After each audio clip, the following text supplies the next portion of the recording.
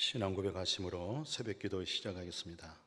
나는 전능하신 아버지 하나님 천지의 창조주를 믿습니다. 나는 그의 유일하신 아들 우리 주 예수 그리스도를 믿습니다. 그는 성령으로 잉태되어 동정녀 마리아에게서 나시고 본디오 빌라도에게 고난을 받아 십자가에 못 박혀 죽으시고 장사된 지 사흘 만에 죽은 자 가운데서 다시 살아나셨으며 하늘에 오르셔 전능하신 아버지 하나님 우편에 앉아 계시다가 거기로부터 살아있는 자와 죽은 자를 심판하러 오십니다. 나는 성령을 믿으며 거룩한 공교회와 성도의 교제와 죄를 용서받은 것과 몸의 부활과 영생을 믿습니다. 아멘. 이 아침에 하나님의 말씀은 갈라디아 3장 13절 봉독에 올리겠습니다. 그리스도께서 우리를 위하여 저주를 받은 바 되사 율법의 저주에서 우리를 속량하셨으니 기록된 바 나무에 달린 자마다 저주 아래 있는 자라 하였음이니라. 아멘. 오늘 예수 그리스도께서 우리를 위하여 저주를 받았다 이렇게 말씀하고 있어요. 우리가 저주라고 하는 그 개념을 좀 우리가 정의해야 될 것 같죠. 또 오늘 세상 사람들 말을 해요. 여러 가지 어렵고 고난당하고 이렇게 하면 스스로 뭐라고 자기가 얘기하냐면 나는 그저 저주를 받았나 봐. 내가 뭘 이렇게 잘못해서 저주받았나 봐. 아마 부모님의 죄일까 조상들의 죄일까. 그래서 나는 하는 일마다 실패가 되고 안 돼. 그렇게 스스로 본인의 마음에서 송사가 되어진가 보죠. 그래서 나는 저주받은 사람이다. 그렇게 말들을 하는 것을 들어볼 수가 있어요. 그런데 성경에서 말할 때는 율법의 저주에다. 율법의 저주란 말이 무슨 말이에요? 율법은 거룩합니다. 율법은 아주 의롭습니다. 그런데 율법의 저주라 이 말은 하나님 말씀의 율법을 통하여 내 자신을 비춰볼 때 내가 하나님의 나라에 들어갈 수도 없고 하나님의 의로움에 이를 수도 없고 정말 나는 하나님 앞에 저주받은 사람입니다. 이런 저주 개념. 그러나 사람들은 그렇게 저주를 생각하지 않고 내 팔자가 사나운가 보다. 내가 무슨 팔자를 타고 나서 이렇게 어려움 당할까? 내가 저주받았나 보다. 이게 전부 다 그 저주 개념이 세상 사람들은 자기의 팔자를 가지고 얘기를 하고 있고 어렵고 힘들면 무슨 조상 그런 어떤 생각을 많이 하고 있는데 성경에서 정의한 저주라는 것은 율법을 통해서 하나님 앞에 나를 볼 때에 저주를 받았다 이 말이에요. 그러니까 율법의 저주에서 오늘 이 본문의 갈라디아 3장 13절 그러죠. 거기서 우리를 속죄했다, 속량했다. 아, 하나님 율법의 저주에서 나를 속량했습니다. 율법의 저주에서 나는 완전한 저주가 끝났습니다. 그런 내용이에요. 이 저주 개념을 우리 마음속에 사탄 마귀로 인해서 잘못 이해를 하고 사탄 마귀의 송사를 받으면서 스스로 자기 입으로 자기 스스로가 나는 저주받은 인생이다. 그렇게 세상 사람들 생각한 것처럼 그런 생각을 이제 버리고 저주라고 하는 것은 바로 하나님 앞에서 또 하나님 입에서 나오는 율법을 비춰볼 때 내가 하나님 말씀대로 살지 못하고 있구나. 하나님 말씀대로 내가 순종하지 않되구나.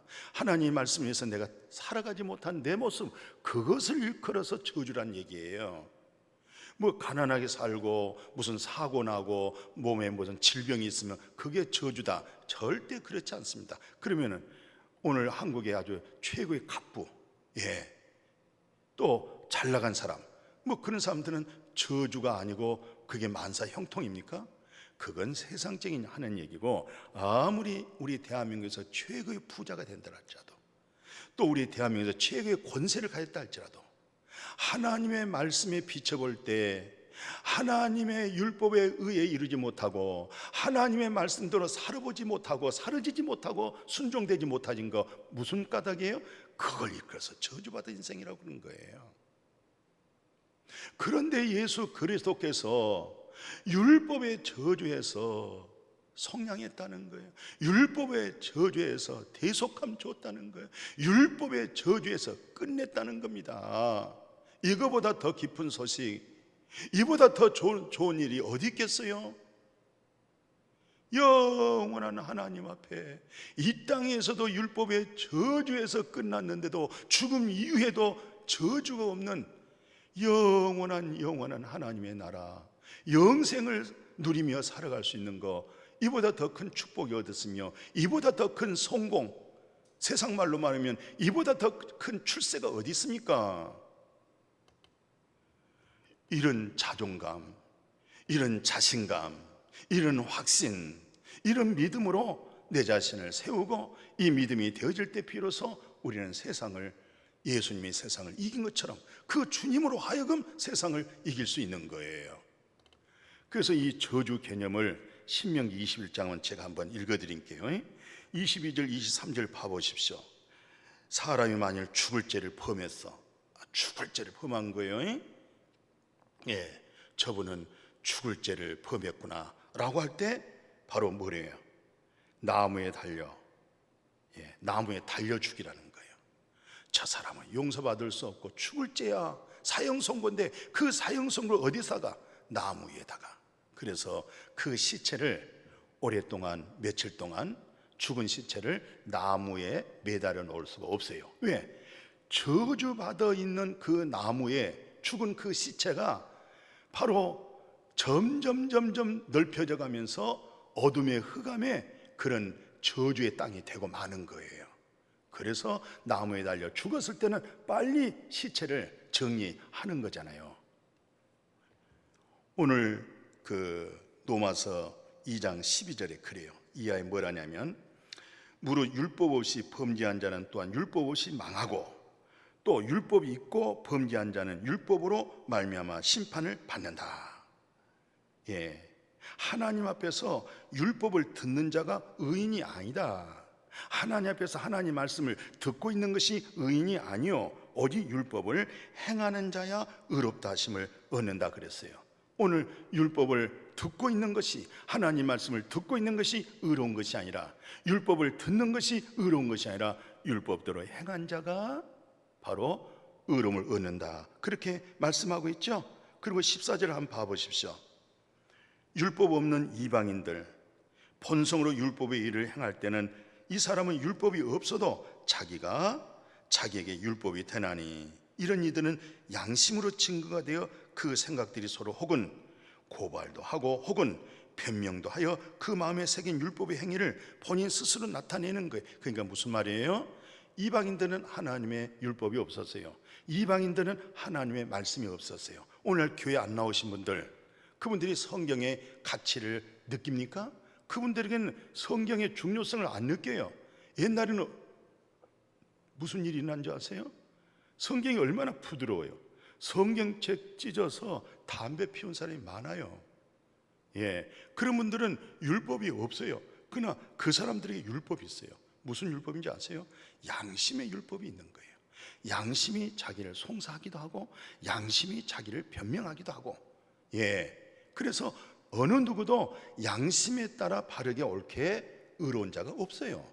또 유대인이라고 자랑하는데 유대인이 율법을 가지고 있어요. 하나님의 말씀을 가지고 있어요. 그러면 그 율법을 가지고 있고 또 하나님의 말씀을 가지고 있지만은 실상 그들이 율법을 행해서 의로움을 얻을 육체가 있었습니까? 그렇다고 하면 예수님이 그지 십자가에 죽을 일이 없죠. 왜? 율법을 행해서, 율법을 준행해서 의로움을 얻으면 다 한결같이 율법을 통하여 의로움을 얻고 하나님 나라 들어간다는 거 아니겠어요? 그러나 예수님 십자가에 죽은 사건은 양심을 통해서도 의로워질 수가 없고 양심대로 바르게 살았다 해서 그게 자기의 의로움이 되고 그것이 곧 하나님 나라 들어갈 수 있는 것이 아니다 이 말이죠. 또한 율법 행위로서 오늘 하나님 앞에 의롭다함을 얻을 육체가 누가 있습니까? 죄송합니다마는 공자석과 맹자가, 아니 소크라테스가 그들의 양심을 법을 통해서 또 그들의 다 나름대로 종교는 율법이 있어요. 찬양도 있고 예배도 있고 선함도 있고 착함도 다 있어요. 다 있어요. 그걸 쫓아서 뭘 깨닫고 그걸 쫓아서 뭐 어디 간다고 하는데 그게 바로 하나님의 나라 천국이 확실하지 못하잖아요. 그럼 율법의 목적이 뭐예요? 내가 저주 아래 있구나. 율법대로 행위로 내가 준행한다고 해서 율법을 지킨 겁니까? 우리 마음의 속성 보십시오. 얼마나 탐심과 욕심과 이기심과 음란과 우상숭배, 그런 욕망이 얼마나 큽니까? 어떻게 그래가지고 하나님의 나라를 갑니까? 그럼 율법의 목적이 뭐예요? 내가 하나님 앞에 죄인이로구나, 내가 살 수 있는 길이 없을까? 그렇게 찾고 두드리다가 예수 그리스도를 만나게 해주잖아요. 성령께서 누구에게 인도해요? 예수를 만나게 해주는 거예요. 마침 예루살렘에서 예배 생활, 그 생애 자체가 그 예배 삶이에요. 얼마나 시몬이 의로웠고 경건하고, 세 번째는 율법의 의로 흠이 없을 정도로, 그리고 성령이 그 위에 있었고 성령의 감동도 받았고 성령의 가르침도 받았지만 실상은 예수 그리스도를 만나지 못했었잖아요. 그러나 그 경건하고 의롭고 성령이 그 위에 있었고 성령의 감동받은 그 이끌림은 누구예요? 예수를 만났잖아요. 구원을 봐버렸잖아요. 예수를 통해서 구원을 본 거예요. 오늘 그런 놀라운 은혜의 축복, 그래서 오늘 갈라디아 4장 1절에서 3절을 그래요. 내가 또 말하는 유업을 이을 자가 모든 것의 주인이지만 어렸을 동안에는 종과 다름이 없어서 그 아버지가 정한 때까지 후견인과 청지기 아래에 있나니, 이와 같이 우리는 어렸을 때 뭡니까? 이 세상에 초등학문에 있다. 이 초등학문이 뭔지 아세요? 이게 몽학선생인데 율법 아래에 있다 이 말이에요. 우리가 율법 아래 가둬져 있었다 이 말이죠.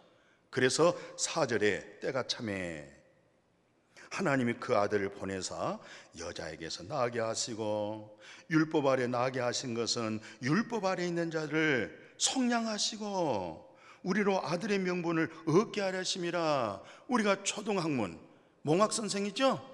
거기다 가둬놨죠? 거기다가 꼼짝달싹 할 수 없는 정말 감옥의 창살에다가 우리를 가둬놨던 것은 예수님이 율법 아래 나게 했잖아요. 예수님이 율법 아래 태어나서 율법을 100% 준행했어요. 주님에 대한 믿음이 들어와버리는 거예요.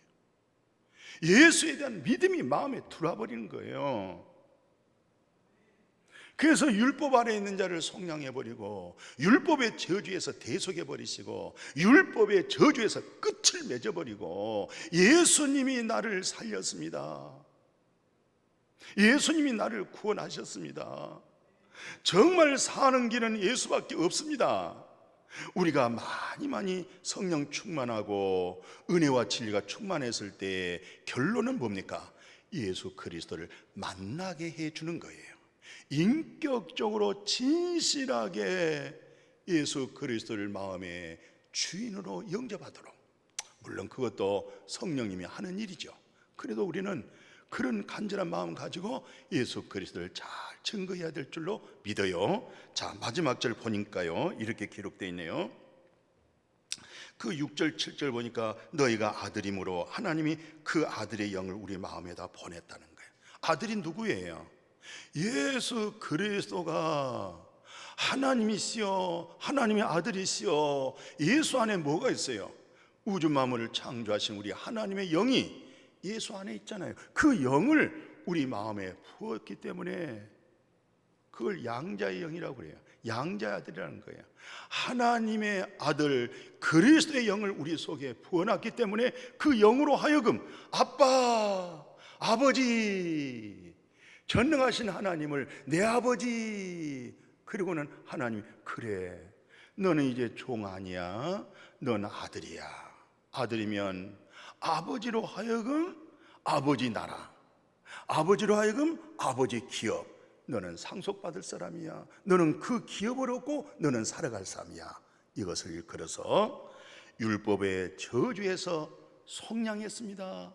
마음에 속죄해버렸습니다. 그러면 여러분들 손으로 마음을 한번 털어보세요. 양심을 한번 털어보세요. 죄가 없잖아요. 그죠? 누구로 말미암아? 예수 그리스도로 말미암아. 그것이 그렇게 은혜의 마음에 깊이 새겨져서 그분으로 하여금 아름다운 성령까지 인친됐기 때문에 성령의 열매를 맺는 바로 우리 몸에서 하나님의 거룩한 신령한 열매가 맺어지는 여러분과 제가 되어질 수 있기를 주님의 이름으로 축복합니다. 아멘. 거룩하신 아버지, 율법의 저주에서 속량하시고 대속하시고 죄의 정함이 없게 해주시고 예수 안에 속량받게 하신 거 감사를 드려옵나이다. 날마다 때마다 예수 그리스도 안에서 그 나라의 기업으로 풍성하게 누리며 살아갈 수 있도록 예수 그리스도를 말미암아 하나님과 화목하고 화평하고 평화로운 삶을 살아가는 그 믿음, 그게 바로 하나님의 일입니다. 그 일을 이루어가게 하여 주옵소서. 예수님의 이름으로 축복하고 기도드렸습니다. 아멘.